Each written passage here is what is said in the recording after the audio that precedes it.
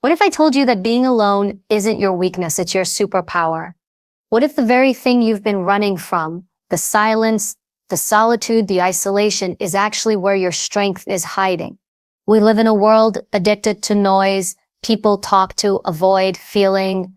They scroll to avoid thinking. They surround themselves with crowds just to escape themselves. But here's the truth. No one tells you. Most people fear being alone because when the world gets quiet, their demons get loud. So they stay busy, distracted, attached, dependent. But not you. You've felt it. The stillness. You've been in the room with no one but your own breath and your own thoughts. You faced nights when the phone didn't ring, when nobody showed up, when it was just you. And you didn't fall apart. You didn't beg. You didn't break. You sat in that silence and you stood back up. You see, real power isn't built in a crowd. It's built in the dark, when no one is clapping, and you decide to rise anyway. This is not a speech for the comfortable. This is for the quiet fighters, the ones who walk alone, the ones who feel unseen but never undone. The ones who understand that being alone is not the end of your story. It's the beginning of your legend. Nobody is coming. That's not a threat, and it's not something to be afraid of. It's a truth that sets you free. Once you stop waiting for someone to show up and fix everything, something shifts inside of you. You stop being a passenger in your own life. You stop handing over the keys and you start driving, no matter how rough the road gets. When things go wrong, most people look outward. Who let me down? Who didn't support me? Who should have been there? It's human to want connection, support, backup. But relying on it as your only plan, that's how you stay stuck. That's how you stay weak. Strength starts when you realize that you are your own first line of defense. Not because you don't need people, but because you can't afford to collapse every time they're not around. Imagine you're in the middle of a storm. Wind, rain, darkness. You reach out, but no one answers. Your calls go to voicemail. The messages sit unread. What do you do then? That's the moment most people crumble. That's the moment they say, why me? But it can also be the moment you say, okay, I've got this. There's a difference between being independent and being fortified. Independence is being able to do things for yourself. Fortification is about being prepared mentally, emotionally, physically for the chaos of life, the unplanned, the heartbreak, the betrayal, the failure. It's about building yourself like a fortress, not a fragile structure that depends on everything going right. This isn't about becoming cold. It's not about pushing people away or refusing help. It's about knowing that your survival, your success, your sanity, those belong to you, and they are your responsibility, not someone else's. Think about the people who inspire you most. The ones who've overcome serious obstacles. They didn't do it because they had perfect support systems. Many of them didn't have any. They did it because they looked at the pain, the fear, the uncertainty, and decided they wouldn't wait for someone to rescue them. They became their own rescue. Being your first line of defense means you stop outsourcing your emotional stability. You stop saying, I'll be okay once they apologize, or I'll move on when someone validates me. No, you build the skills to process it, to navigate it, to stand firm even when the wind blows hardest. You develop your mindset like a muscle. You train it with every challenge. When you get rejected, you don't spiral, you observe. When you fail, you don't collapse, you assess. When you feel alone, you don't panic, you breathe and adapt. That's what real strength looks like. Not dramatic, not flashy, just solid, quiet, consistent.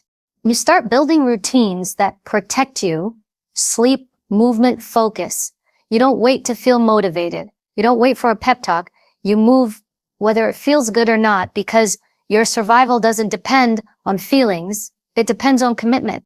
You build emotional intelligence. You become the kind of person who can sit with discomfort without needing to numb it, who can hear criticism without crumbling, who can face loss without losing themselves. It's not about pretending you're fine. It's about knowing you can handle it, even when you're not.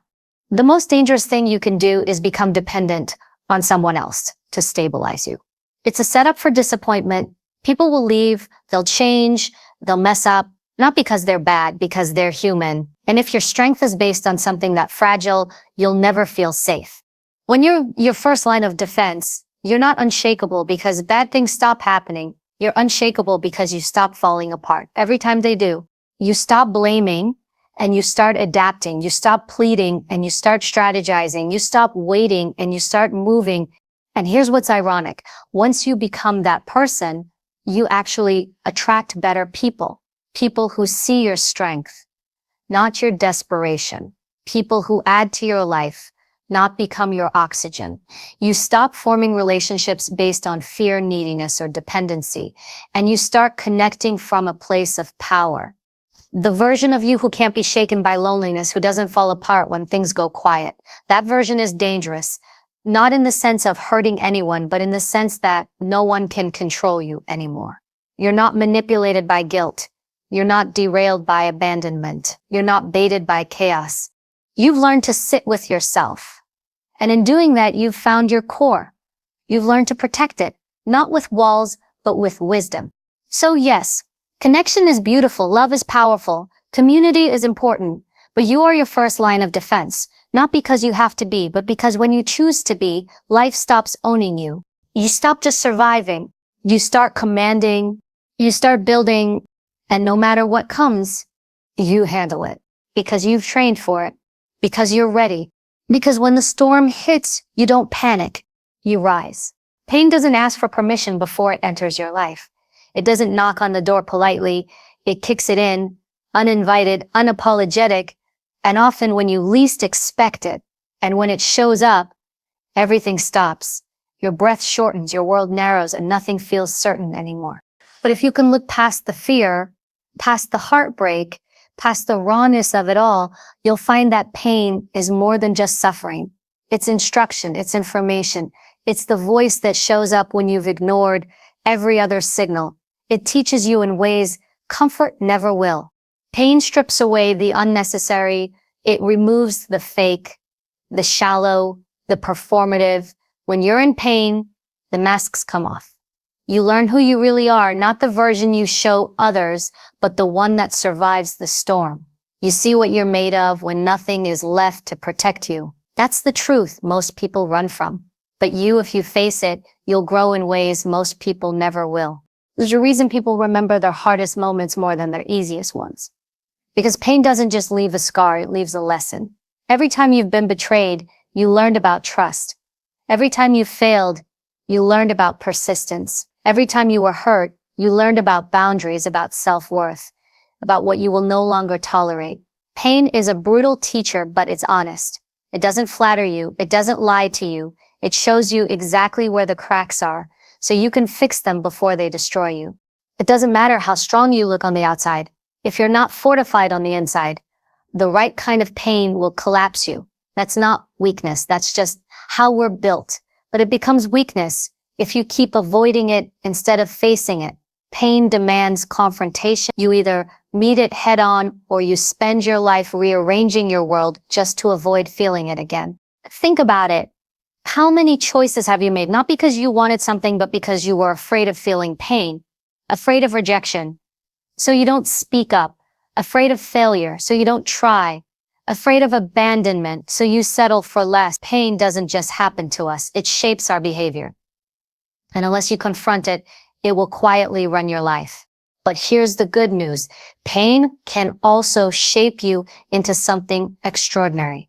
It can make you sharper, wiser, more compassionate, more strategic. If you allow it, pain becomes your refinement process. Like fire to steel, it tests you, burns off what's weak, and leaves behind something stronger.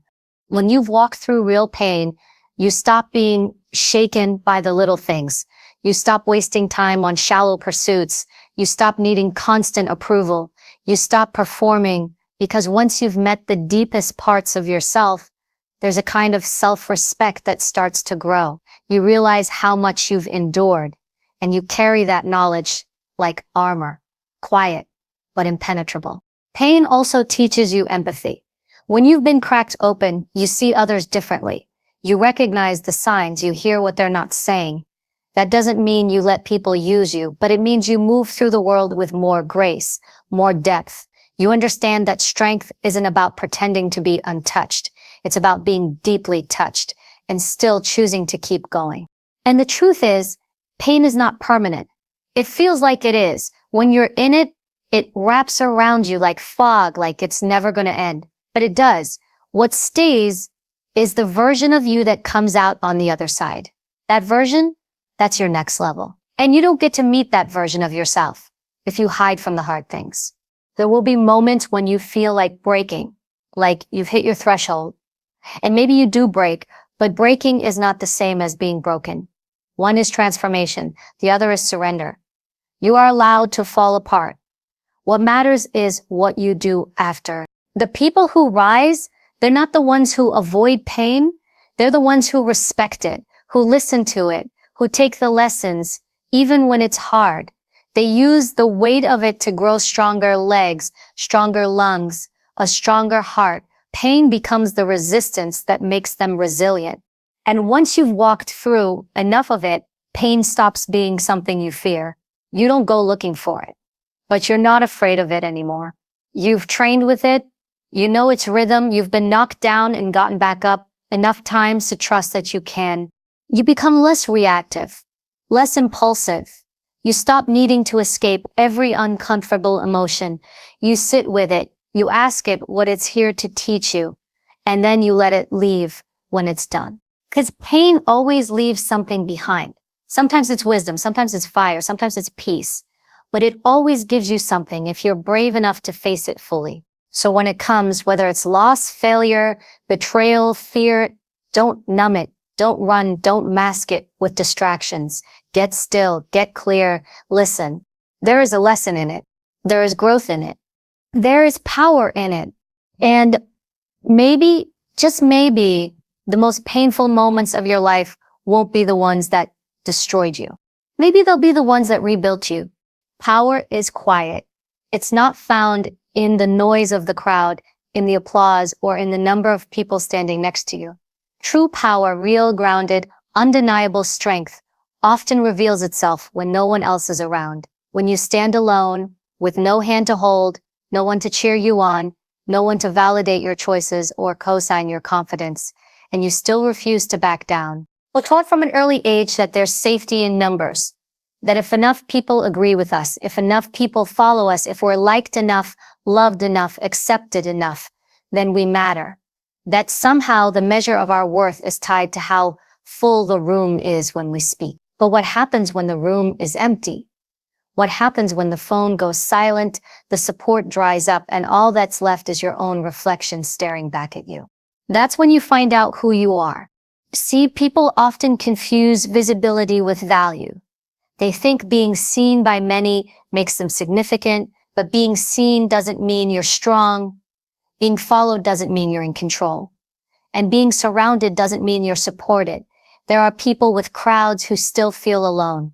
People with fans who still feel empty. People with constant company who don't feel understood. It's easy to believe in yourself when others believe in you first.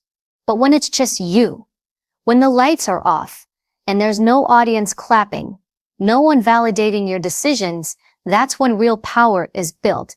It's in the silence, in the discipline, in the private moments where you choose not to give up, even when nobody would know if you did. And the truth is, not everyone can handle being alone. It exposes things. It makes you confront what you've avoided. There's no one to distract you from your fears or doubts, your inner dialogue. That's why most people run from solitude. They don't want the truth. They want noise.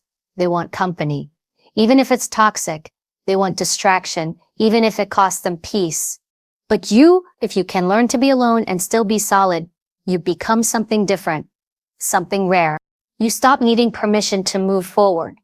You stop waiting for applause before you take the next step.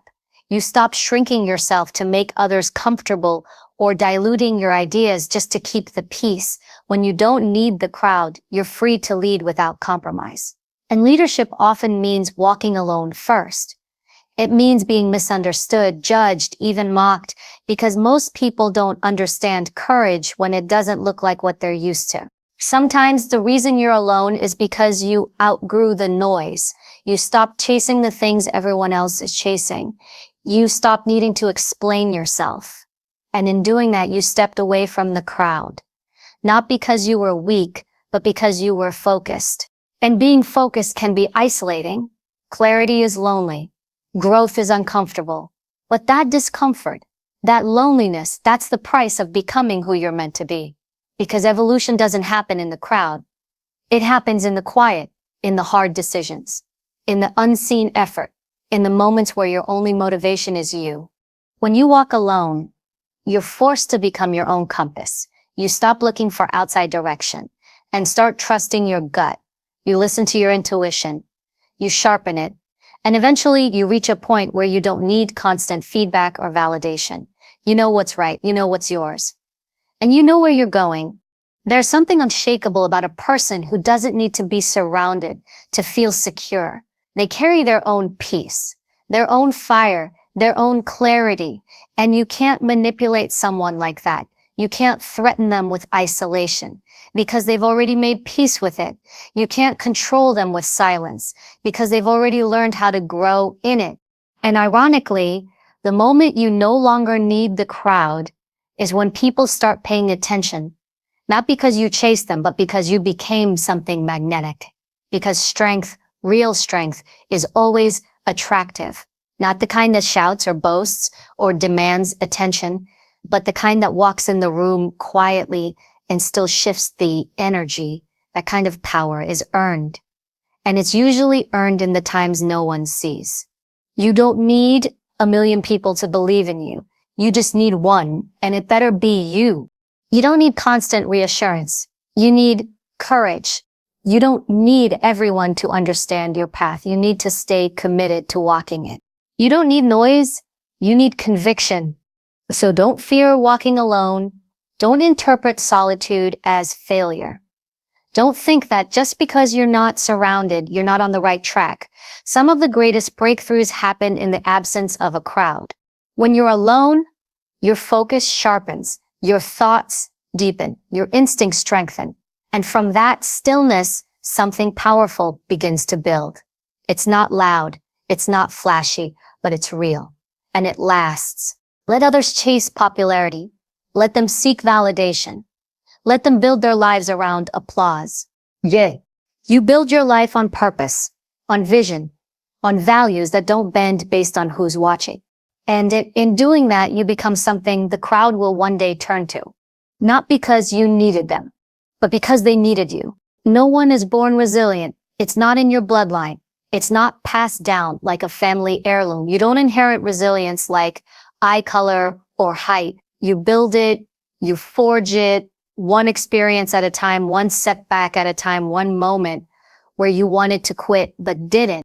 People look at others who seem unshakable and assume they've always been that way, as if strength is a natural gift they were just lucky to receive. But what they're seeing is the result of quiet battles, of private pain, of days when that person was barely holding on, but chose to keep showing up anyway. Resilience isn't a personality trait. It's a practice. It starts with the decision that you will not be destroyed by what happens to you. That even when you fall apart, you will not stay broken. That no matter how much it hurts, how long it takes, or how tired you feel, you will find a way to get back up. That's where resilience lives, not in perfection, but in persistence. There's this myth that strong people don't feel fear, doubt, or pain, that they're always confident, always in control. The truth is, resilient people feel it all, but they don't let those emotions define their choices. They move with fear, they act with doubt, they carry the pain, but they carry it forward. Every time you're tested, every time life pushes you to your limit, you're being trained, not punished, trained. There's a big difference. The challenges aren't there to crush you. They're there to sharpen you, to make you question what you believe, what you value, and who you are when nothing is easy. You build resilience in the middle of the mess, in the days that don't go as planned, in the moments when the weight feels too heavy, in the silence when no one is cheering for you and you're not sure it's worth it, but you show up anyway. That's where it's built. Quietly, privately, and most of all, consistently. Consistency is the heartbeat of resilience. It's not about having one good day where you feel strong and motivated. It's about the days when you don't, the days when you drag yourself through the motions, when the only win is that you didn't give up. That kind of consistency is what toughens you up from the inside out. You don't always need to feel good. You just need to be committed. Discipline will carry you where motivation never could, because motivation is a wave. It rises and falls. Discipline is a choice. You make it even when you're exhausted, heartbroken, discouraged, or uncertain. And the more you make that choice, the stronger your resilience becomes. It compounds like interest. Small deposits every day that build over time into something unshakable. You can't hack your way to resilience. There are no shortcuts, no quick fixes. You have to earn it. And you earn it by choosing to stay in the fight, even when walking away seems easier. You earn it by taking responsibility for your reactions, your growth, your healing, not waiting for someone else to save you, not blaming everyone around you, but owning your path even when it's hard. And it will be hard. Growth always is. Building anything that lasts is supposed to stretch you. You don't become resilient through ease. You become resilient through pressure, through repetition, through setbacks that teach you how to bend without breaking. There's a certain pride that comes from knowing you've built yourself, that your strength wasn't handed to you, that you weren't coddled, pampered, or protected from every hard thing. You faced it. You adapted. You figured it out. That's the kind of confidence no one can give you and no one can take away. And here's something no one tells you. Resilience isn't just about enduring pain. It's about transforming it, taking the worst moments and turning them into wisdom. Taking rejection and using it to clarify your direction, taking failure and using it to strengthen your foundation. Resilience doesn't mean you never fall. It means you stop falling the same way. It's also about learning to trust yourself, not in the sense that you'll never make mistakes, but in the sense that no matter what happens, you'll handle it. You may not have all the answers. You may still be figuring it out. But deep down, you've survived every bad day so far. You're still here, still breathing, still fighting. That matters. Sometimes resilience looks like crushing your goals. Other times it looks like just getting out of bed. And both are valid. Both are part of the process. Don't discount the small wins, the quiet victories. They are the bricks that build your foundation. And let's be honest, there will be times you feel like you're going backwards, like you're failing, like all your effort isn't making a difference. That's normal. Progress isn't always linear. Sometimes it loops. Sometimes you have to revisit old pain to finally release it. Sometimes you have to break down to break through.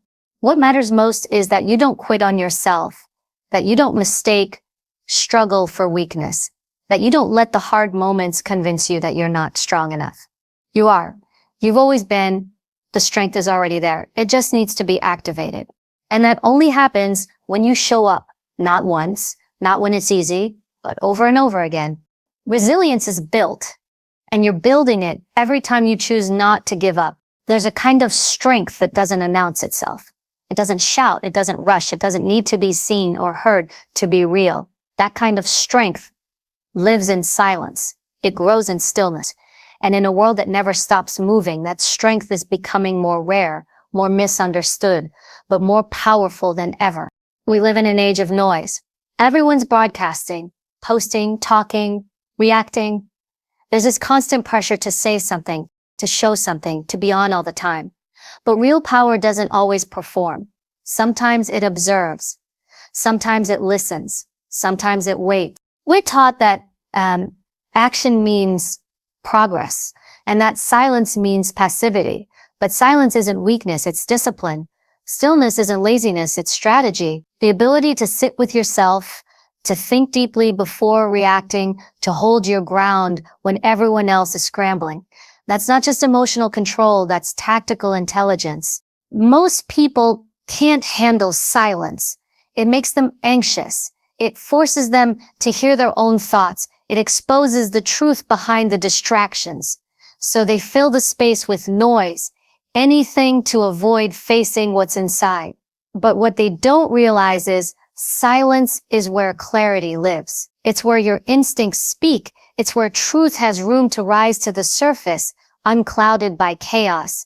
When you train yourself to be still, you don't just calm your body, you sharpen your mind. You learn how to become an observer instead of a reactor.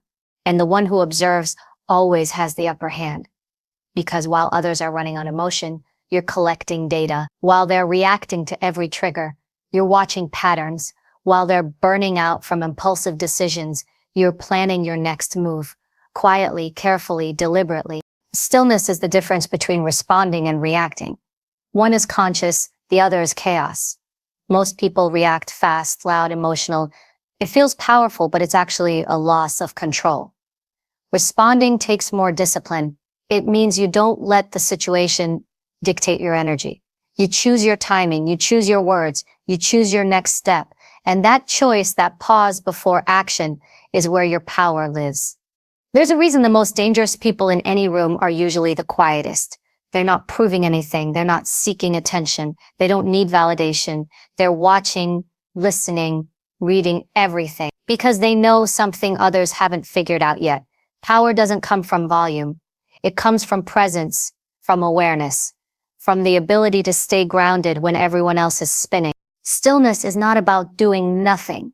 It's about doing the right thing at the right time. It's about discipline over impulse, patience over panic, control over chaos. And that kind of strategy is built in solitude, not when the pressure is low, but when it's high, when everything in you wants to react and you choose to breathe instead.